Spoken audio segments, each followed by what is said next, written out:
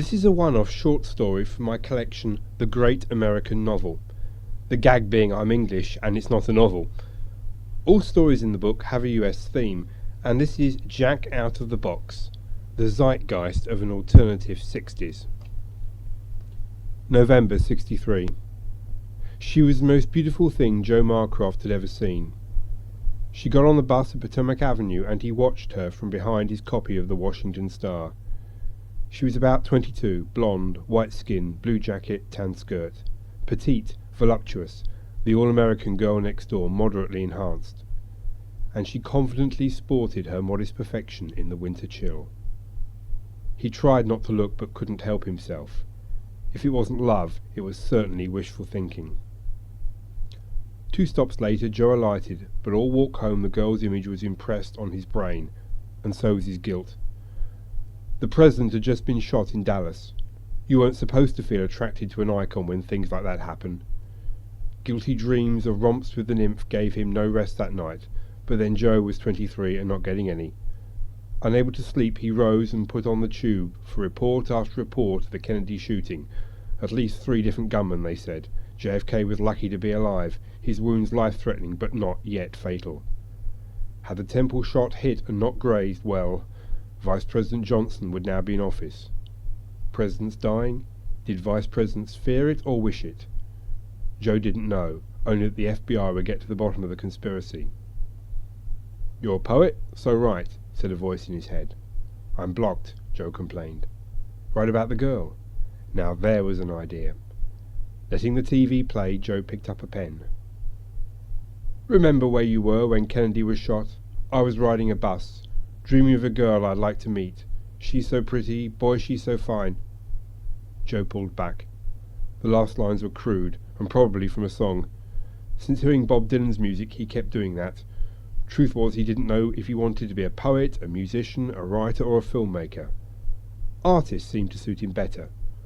All he knew was he'd moved out of home in the burbs to avoid the draft of the 9 to 5, but was going nowhere fast in DC. Maybe he should try New York or LA. Back went the pen. Truly mighty than the sword, a few quick cuts corrected his work. "Remember where you were when Kennedy was shot? I was riding a bus, dreaming of a girl, because I am young, and life goes on." Now it was a Japanese haiku.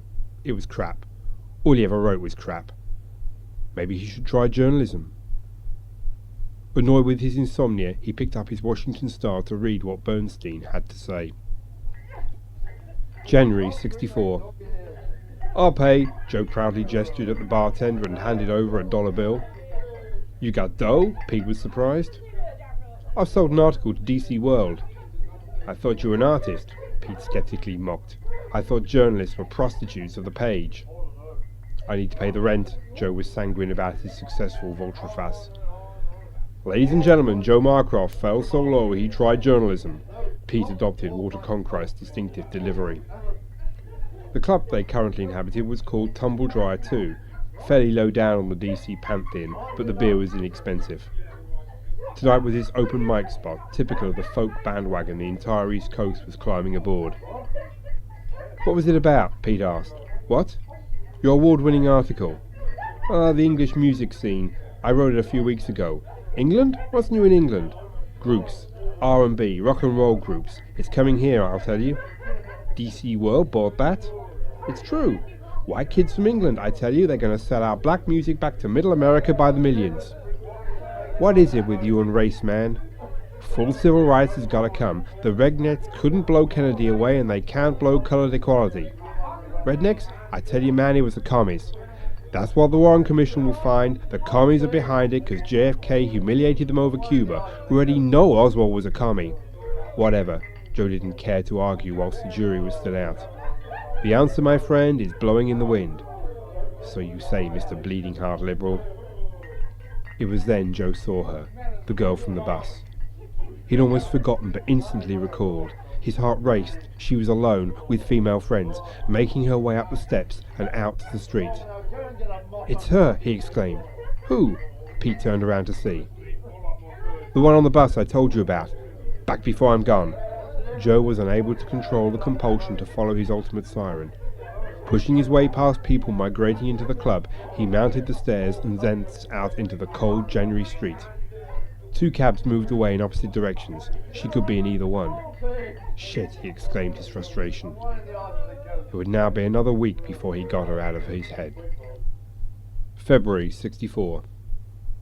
Kennedy back in Oval Office, screamed Bernstein's headline on the Washington Star, while Joe made his way off the bus. Still no sign of the mysterious blonde who so haunted his dreams. The second time he hadn't hesitated. Maybe it would be third time lucky. What would he say to her? Hello might be a good start. He checked the address and made his way in, then up to the 6th floor. Good day, the horn-rimmed bespectacled woman of reception challenged. Joe Marcroft. I'm here to see Mr. Jones. As the woman checked her appointment book, Joe looked around the room at past covers of Strawberry Fair displayed on the wall. Please God, let this be his break. I read your piece in DC World. Jones exhaled a haze of blue-gray smoke. You were spot on. In 2 days' time, the Beatles come here to Washington. I want you to cover it for us. You think you're up to it? I'm sure I am. Joe seized his chance with both hands. Do I get to meet them? You get a press pass. The rest is up to you. One thing, Joe queried. This isn't Strawberry's usual fare. I'm open to change. Like a benevolent dragon, Jones ignored the pun and exhaled more fumes. Change if what you write is good enough. If it increases our circulation. I like to send good copy back to the New York people.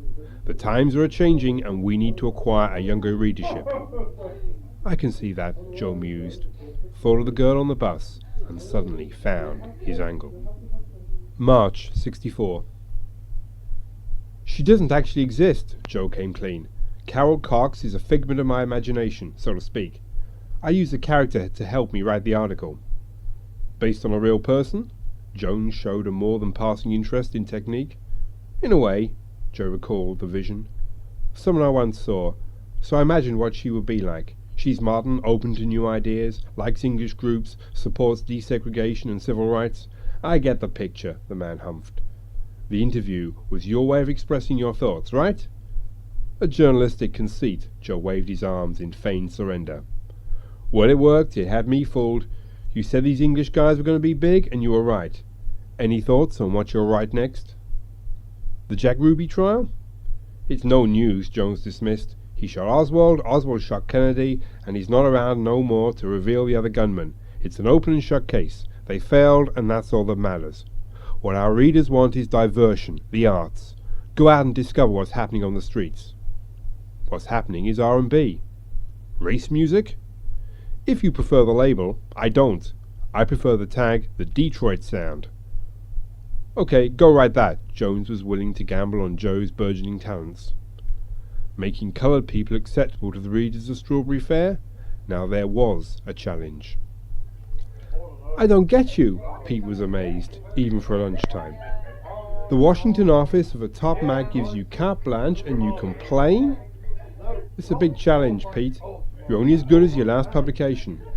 You can do it, man, and if you can't, Carol Cox can. Oh yes, Carol, Joe mused. As if by magic or divine intent, he then spied his muse. It's her, he exclaimed. Who? The girl on the bus. Back before I'm gone.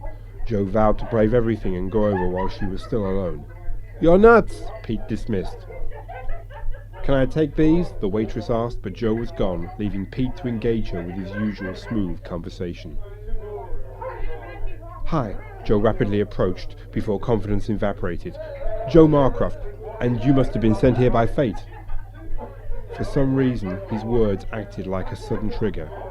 Yes, I must. The girl suddenly stopped ignoring him.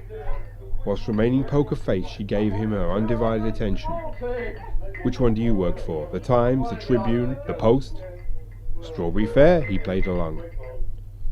Whatever, she sounded surprised, hassled, unimpressed, and in a hurry as she reached into her handbag to produce a spool of tape. It's all here. While he was in hospital, he regained consciousness for a while.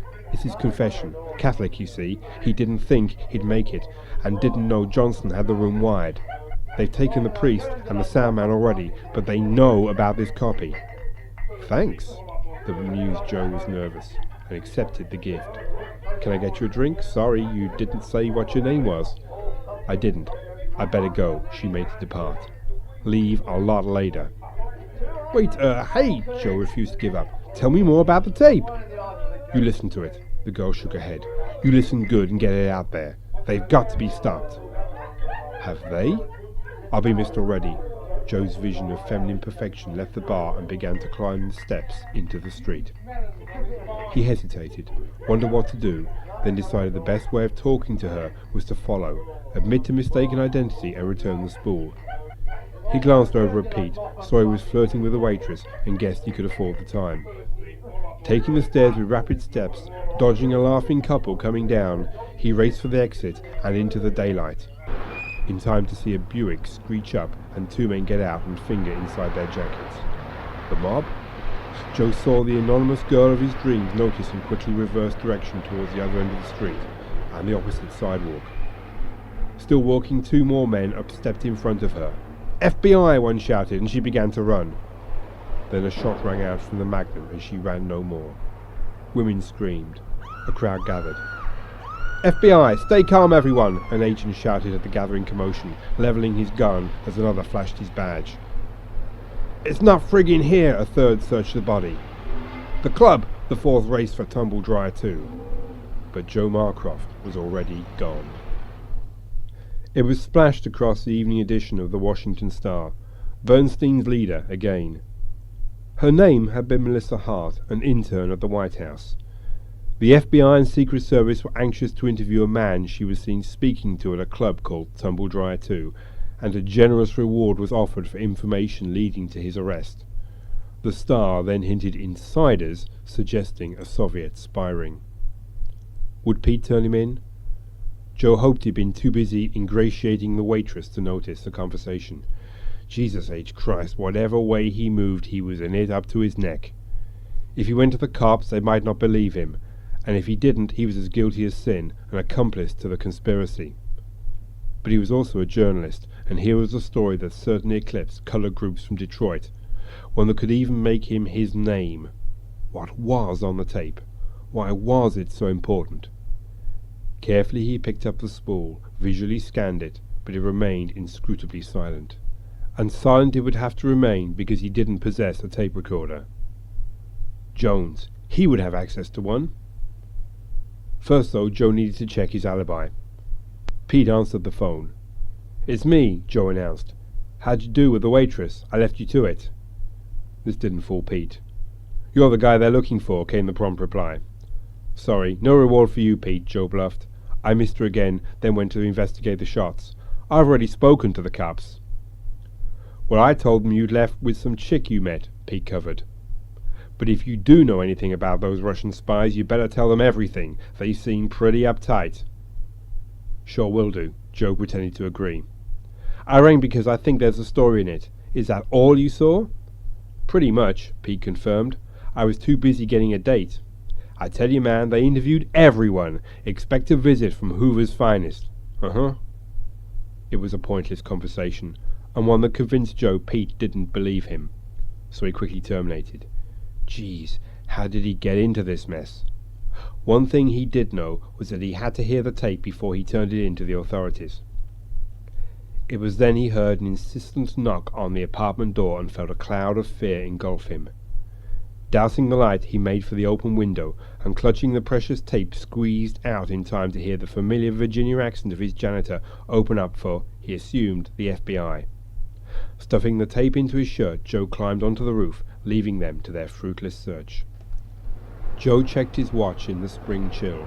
It seemed like days had passed, but in truth it had only been half an hour. Crouching behind the chimney stacks, Joe watched a flashlight emerge from his window, rise up, then probe the dark of the roof, then check down the fire escape. He tensed again as another agent climbed onto the roof, carefully paced, then repeatedly stabbed the flashlight into the dark. Then, seemingly satisfied with his routine search, the man departed. Feeling he could safely breathe again, Joe clasped at the precious tape inside his shirt. Whatever was on it, he had to hear it, tonight, before they brought him in. Crawling to the roof edge, he spied a car parked outside his block with FBI written all over it in non-existent letters. Going back to his apartment was out of the question. They'd see a light on. Then he thought of Zack. Could you get across the roof and down the other side? There was only one sure way to find out. Zack Lever, birth name Hilary Lever, was the penultimate beatnik. He embodied everything Middle America despised and feared about the Beat generation. A poet, a non-worker, long hair, facial growth, disgusting habits and sporadic mild drug use.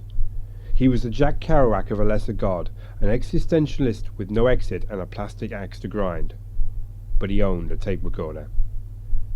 Getting to Zack's unnoticed involved climbing another fire escape, but Joe managed it. Were they following him? He recalled the untimely fate of the lovely Miss Hart and hoped they weren't on his trail. Luckily Zack was at home and about to eat. Rice stew. Like him, cheap, tasteless, but nourishing. "Hey man, long time no see." The beatnik was genuinely bemused by Jim's unexpected appearance. "Long story." Joe almost pushed his way in. "Have you still got your tape recorder?" "Sure have. I got reels of poetry, but the record people won't bite. I think I should try New York." "I've got a tape." Joe impatiently took it out and waved. "Can I play it?" "You've made a tape, man?" "No, I was given it." "What is it?" "I don't know. That's why I want to play it." Zack shrugged. Luckily for Joe, he never took in the news. "Food?" The beatnik played host. "Yeah, thanks." Joe realized he should at least eat while he could. The recording quality was appalling, but the voice's rise and fall was distinctive and recognizable, even to Zack. "Hey, that sounds like—" "Doesn't it?" Joe impatiently agreed. "Quiet, let's listen." "I can dig that." Something of the recording's gravity caught Zack's imagination, and he rewound to the beginning. The tape began with unrecognizable voices and people leaving a room. "We're alone now, my son. You may begin," intoned a sympathetic Irish voice. "Forgive me, father, I have sinned," gurgled the disembodied voice of America that seemed incredibly unreal because it was so close to death. "It has been 6 weeks since my last confession." "Take your time, my son. See what you will. There's no need for haste." I don't think I have long, father. The election," the voice gasped. "The vote counting. We got people in northern states to fix it. It was close all right, but not in the way people think." "I understand." The priest was professional, non-committal, non-judgmental. "Is there anything else you'd like to confess?" "Adultery," the leader gasped. "That you can be forgiven for if you truly repent." "Thank you, father," it gargled. "And death also on my conscience." "The Cuban exiles?" "Not that," the voice gasped. "Marilyn, I had her terminated. She was going to talk, tell everything. Bobby thought it best. It would have destroyed us, the family." Suddenly the voice coughed, gargled, then fell unconscious, or so Joe assumed. There was noisy confusion as the priest called for a doctor before quickly and calmly administering absolution and the last rites, all captured for posterity on a tape which ended as abruptly as it had begun. It seemed to be a second-generation edit, and if not a forgery, one riddled with damning possibilities for the presidency. "Wow, man, some production," Zack considered. "You make this?" "No, but I wish I had," Joe speculated. "Where'd you get it?" "I'm a journalist, that's my secret." He carefully removed the tape and packed it up. If it was authentic, he could see why Hart was shot, why the administration so desperately wanted the tape back. If it ever got out, it would be the most explosive recording in history. And what a journalistic coup that would be. That would really make his name. "Is there any way we can get this copied?" Joe questioned as Zack passed him a bowl of rice mush. "You know someone with another tape recorder?" Zack seemed unconcerned by the content. "I can find someone." Joe checked the reel was safe in his pocket, feeling grateful the offbeat Zack thought it so inconsequential. "Hey, while we got the machine out, man, you gotta listen to this." Zack found a reel of his own. "Sure."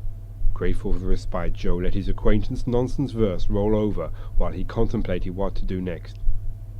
"You got a pen and paper?" he asked. "Yes." The desk officer looked wearily up at the dishevelled apparition. I understand the FBI are looking for me. The man remained cool. My name is Marcroft, Joe Marcroft. I spoke to the alleged spy Melissa Hart at the club in Brooklyn yesterday lunchtime. Can I claim the reward for giving myself up? How long had it been? A day? Maybe just 24 hours. Joe had no way of knowing because they confiscated his watch, probably thinking it was a secret camera or some other spy shit, like in the movies. Don't you have to charge me with something? He challenged his loose-tied interrogator. This isn't Russia, you know. The coup failed. I've got constitutional rights. You're being held under the Presidential Emergency Directive. The agent quietly stalled, totally unruffled. And we're almost through with you. He sounded dangerous. Then a second, older, and therefore senior man arrived. Okay, let's run through it one more time, Marcroft.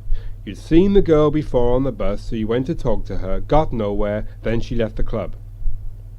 Yeah, Joe affirmed. That's what I told you. Ask anyone who was there. I spoke to her for about a minute. 2 tops. Why didn't you come to us straight away? Asked the younger man. I told you, I got scared. I panicked. Why should we believe you? Because it's the truth. Because I gave myself up. I'm a writer, a journalist. I told you. Ask Aaron Jones, Washington editor of Strawberry Fair. We already have done, Mr. Marcroft. Your job doesn't explain your interest in the girl. Well, there I acted on impulse. Hey, you gotta admit she was one cute chick. And she said nothing to you about documentation. A tape? A tape? Joe feigned amazement. A tape. The man re-emphasized his first ever mention of the offending software. A tape? Joe repeated. No, nothing. She was too busy giving me the brush off. Why did you run when we came to your apartment? The janitor said he thought you were in. Like I said, I panicked. You know how it is. All this craziness about the so-called communist mafia conspiracy to kill the president. I had nothing to do with that. I was here in Washington, not Dallas, and I can prove it too. The 2 agents looked at each other. Should they let him go? A search of his apartment had produced nothing. His story was plausible. If too many people disappeared, it would arouse even more suspicion. Then the door burst open. We've got something, an agent rushed in, and Joe's heart sank as through the carelessly flapping door he saw the unmistakable silhouette of Zach Lever. Okay, so he was going down. At least he had the satisfaction of knowing the tape was already in the mail to Carl Bernstein, a trusted reporter of the Washington Star. The guy had integrity. He'd know what to do with it. The rest, as they say, is history.